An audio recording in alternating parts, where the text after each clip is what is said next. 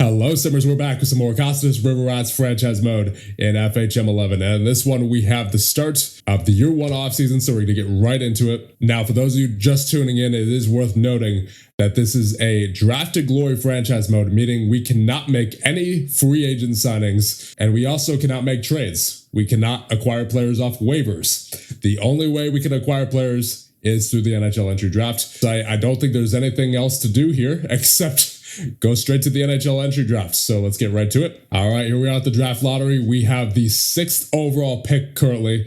Let's see where we end up. At number 17, you have Columbus, followed by Winnipeg, San Jose, Boston, Pittsburgh, Calgary, Montreal, Chicago, the Islanders, Montreal again. And at number 7, your Cocytus River Rats. So we move back one. Then you have Buffalo, followed up by Nashville, Columbus, Ottawa, and Philly at number 1, followed by Anaheim at number 2. All right, so we're at the draft here. We have a couple of options in that we can either just go through the draft as is. We can use all of our current draft picks, which we have quite a few, but most of them are in the 5th, 6th, and 7th round. What I would like to do is try to get at least a 2nd round pick here. And if we're going to be getting a second, it's definitely going to need to involve one of Granlund, McLeod, or Gustafsson.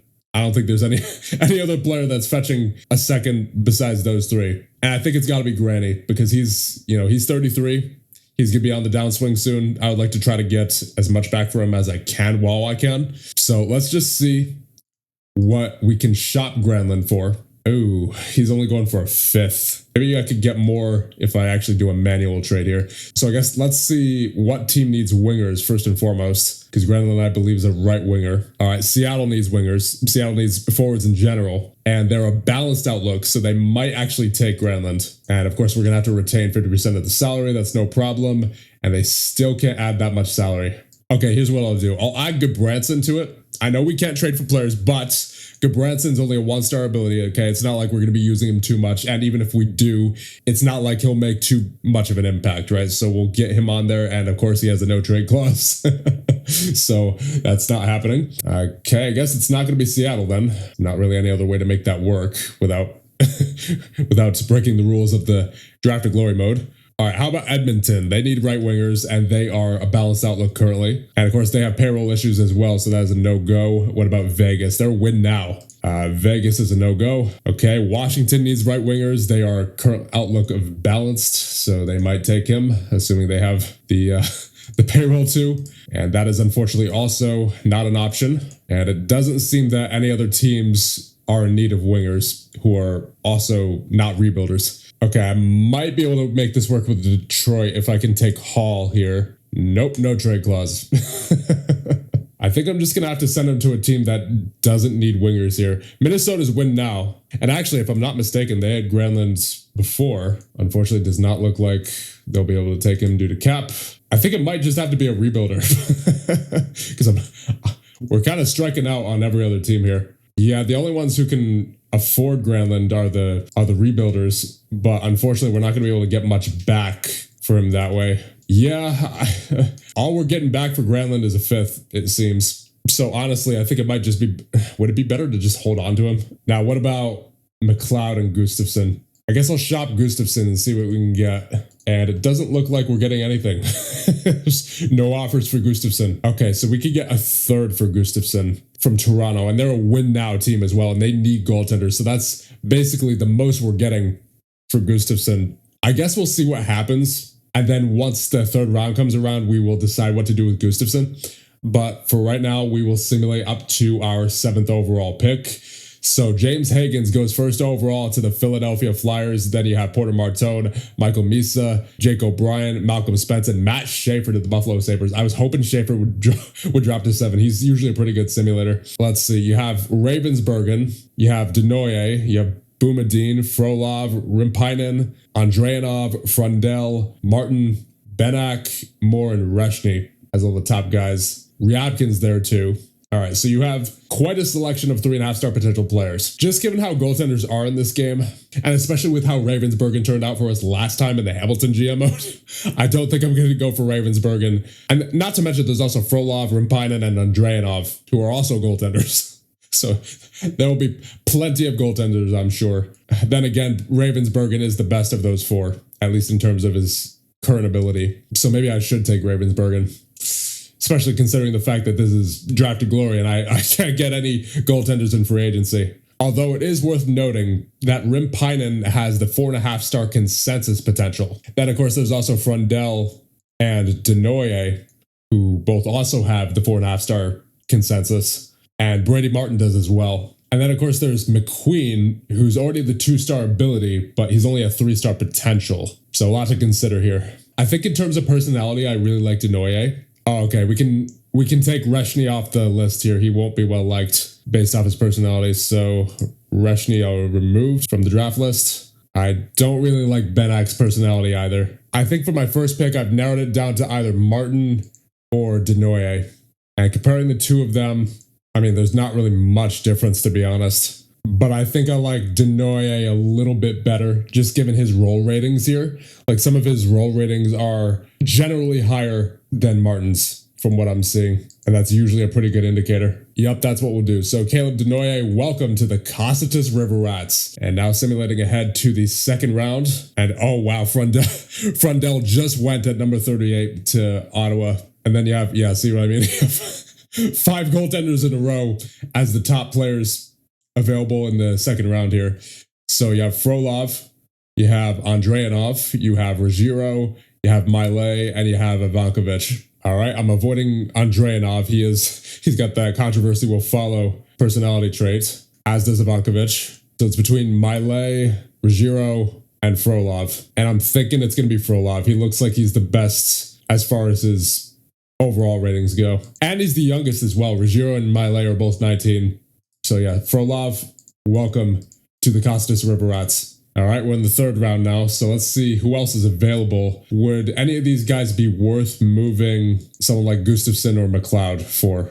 I might want to see what I can get from McLeod. It seems I'm only going to be able to get a 4th, and that's from Florida. I guess it's worth it in the long term, so we're going to make this deal right now. There you go.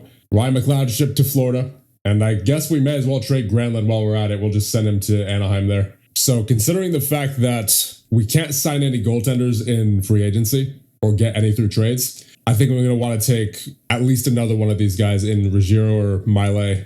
And Ruggiero looks like he's closer to being NHL ready, so I think we'll take Luciano Ruggiero here. Welcome to the Cocytus River Rats. All right, on a pick 105, Logan Wormald is the best player available. He's 19, though. What about Sean Carrier? He's a 1-star ability, 2.5-star potential. Oh, you know what I forgot to do? I can't believe I forgot to do this. I forgot to create Mr. Zeke Burns, a player for a channel member. So better late than never, though, right? So let's get straight to the picker wheel, which will decide his ability and potential. So we'll do the player ability first, and here we go.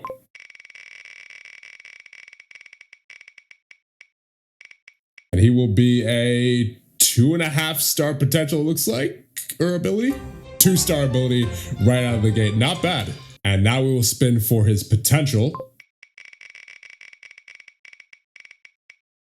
What's it going to be? It looks like it'll be a 3-star potential. And there you go. There's Zeke Burns. So he is good to go for next year's draft, I believe. He's 17, so he should be in next year's draft. And we'll see. We'll see how he turns out. All right, now back to the current draft. And I think we'll take Luca Romano. He has the 3-star consensus potential while having the 2.5-star team scouting potential. 59 points last year in the OHL, 67 grade. Looks good to me.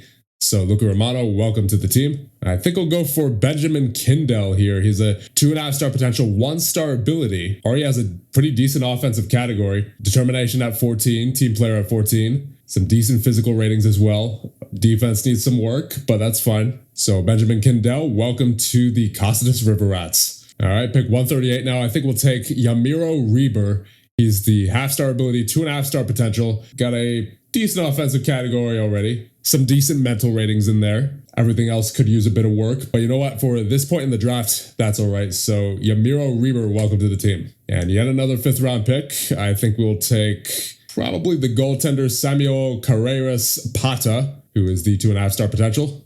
Get on the team. This guy looks pretty interesting. Apo Vananen, he's got the 2.5 star potential with the 16 offensive read. So he's already got some decent offensive ratings in there, 13 faceoffs. So I think we'll be taking him. Welcome to the team, Apo Vananen. And now we're up to 171. We're in the 6th round now. Only 6 2.5 star potentials left. And I think I'll take a defenseman. I don't think we've taken too many of those here in this draft. Jesper Kotajärvi. So yeah, we'll take him. And up to pick 177. And I think we'll take Milton Gastrin with this pick. He's got some well-rounded ratings in there. And for this point in the draft, that's pretty good. So we'll be taking him. Okay, pick 198. I believe this is going to be our last 6th round pick. And then we have a 7th after this. So I think we'll take Nicholas Anisimowicz. Is that how it's pronounced? I think that's how it's pronounced. So Anisimowicz, welcome to the Cocytus River Rats. And one last pick in the 7th round. And I think it's going to be either Liv or Pavlik. Right. I had a filter on filtering all the 19 and 20-year-olds out. So maybe we at this point we could take Wormald. Yeah, because he's that 1.5 star ability and a 3-star potential. Yeah, let's take Wormald with this last pick. Welcome to the Cocytus River Rats. So that should just about do it. Yes, indeed. And what a first draft that was. So it seems we have quite a few players to consider here. I mean, obviously, none of them are going to be playing on the NHL roster, or at least I can't imagine that they would be full-time on the NHL roster. But again, this is the only way we can acquire players. We only have 20 players on the roster right now, so we kind of do need to sign some of them. So I guess we'll sign Wormald. He will stay in college this year. Okay. That's unfortunate. We'll sign Kindle. We'll give him an entry-level deal. I mean, you know what? We may as well just sign all these guys here, to be honest. All right, we have signed all of our prospects other than Wormald, who's going to be staying in college this year. And there you go. We have a roster of 31 currently. So looking better for sure. We still have some guys at the AHL as well, with Schmidt, Johnston, Cini, Grunstrom, and Brodzinski. But besides that, that's about all we can do here in this offseason. So let's advance to the Prospects Tournament, which will be on the 14th of August. Or actually, no, we have the Hall of Fame inductions before that. And inducted into the Hockey Hall of Fame this year are Patrick Elias, Joe Thornton, Zdeno Chara, and Curtis Joseph. All right, so we're at the end of the preseason now. We're going to send down all the players who are not going to be on our roster. So all the rookie goaltenders, basically. Then on defense, that's going to be Kotajärvi. He'll go to the AHL. Forward-wise, I'll send down these guys down here. Romano, Gastrin, Anisimowicz. And then we're up to 23 now. So I think what I'm going to do, I'll call up Johnston and Cini. And then I'll send down Vananen, Denoye, and Kindle. And then actually we do need one more. So I'll call up Grunstrom probably. All right, so with the preseason out of the way, here is our roster heading into year number 2 with your Cocytus River Rats. You have Gustafsson and Lindgren in goal. On defense, you have Välimäki, Orlov, Wallman, Romanov, Christensen, Perbix, and Barry. And at forward, you have Colton, Johnston, McCarron, Kandata, Nemestikov, Tatar, Gardner, Roy, Novak, Lawton, Cini, Amadio, Vogel, and Grunstrom. So with that, let's get underway with year number 2. What? Anisimowicz plans to open a CrossFit gym? I've never seen this one before. Nicholas Anisimowicz took up CrossFit this offseason and claims it has him in the best shape of his life. And he has opened his own CrossFit gym apparently in his hometown of Calgary. And apparently his greed is increased. Yeah, that's a hidden attribute, right? Yeah, that's a hidden attribute. So interesting. Okay, so I didn't know. I thought that those types of messages didn't do anything, but apparently they do. These types of manager news notifications do have an effect on the players. At least this one in particular does. Interesting. I've never seen that one before. I mean, maybe it's just that I'm not paying enough attention to it, but that's the first time that I've actually seen that. All right, we have finished the regular season of year number 2, and we have finished 22, 47, and 13, which is good enough for last in the Beings division and last in the league, I believe. Yes, indeed. So clearly, we are not going to be good anytime soon. I mean, that was expected, I think, after trading, what's his name, Granlund, and who else was it? McLeod? but it's all part of the process, right? There's not much else we can do about it except just keep drafting and keep hoping that our players develop. So that being said, let's take a look at the player stats for the season. In goal, you have Gustafsson in 60 games played with a 908 save percentage, surprisingly, and then Lindgren in 28 games played with an 893. Skater-wise, on defense, you have Wallman leading the way with 31 points. Then you have Perbix with 30, Valimäki with 25, Romanov and Barry also with 25, and Orlov with 24, and Christensen with 19. Then at forward, you have Ross Colton, the captain, with 46, leads the team. Then you have Fogel with 39, Lawton with 34, Amedio with 33, Kandata with 32, Sini with 28, Novak with 26, Makarin with 22, Grunstrom with 21, Johnston and Roy with 19, Nemestikov with 17, Gardner with 13, and Tatar with 11. So that being said, let's simulate through the playoffs and see who wins the Stanley Cup. And your Year 2 Stanley Cup champions are once again the Dallas Stars. This is their second championship in a row. They went through Pittsburgh in a sweep, Nashville, Toronto, and LA in the finals. Wait, what? LA in the final? Oh, yeah, right. So the way the playoffs work here is it's just 1 through 16. It's not East versus West. It's just whoever is in the top 16 in the league. That's how it is. It's 1 versus 16, 2 versus 15, 3 versus 14, etc. So, okay, that makes sense. I was confused at first. I was like, wait, what? All right, now time for the awards. For the Ted Lindsay, it is Connor McDavid. Has 113 points on the season. Art Ross goes to Nathan McKinnon this year with 120 points. Then Maurice Richard goes to David Pastrnak with 54 goals and 82 points. For the Lady Byng Trophy, you have Cole Caulfield of Montreal with 47 goals and 62 assists for 109 points. For the Bill Masterton, it is Alex Ovechkin of Washington, 40 years of age now, 43 goals this year, 49 assists for 92 points, and total career goals so far of 917. For the Mark Messier Leadership Award, it is Mikael Backlund of Calgary. And is he their captain? Yes, indeed, he is. So a captain actually wins the leadership award for once. It's good to see.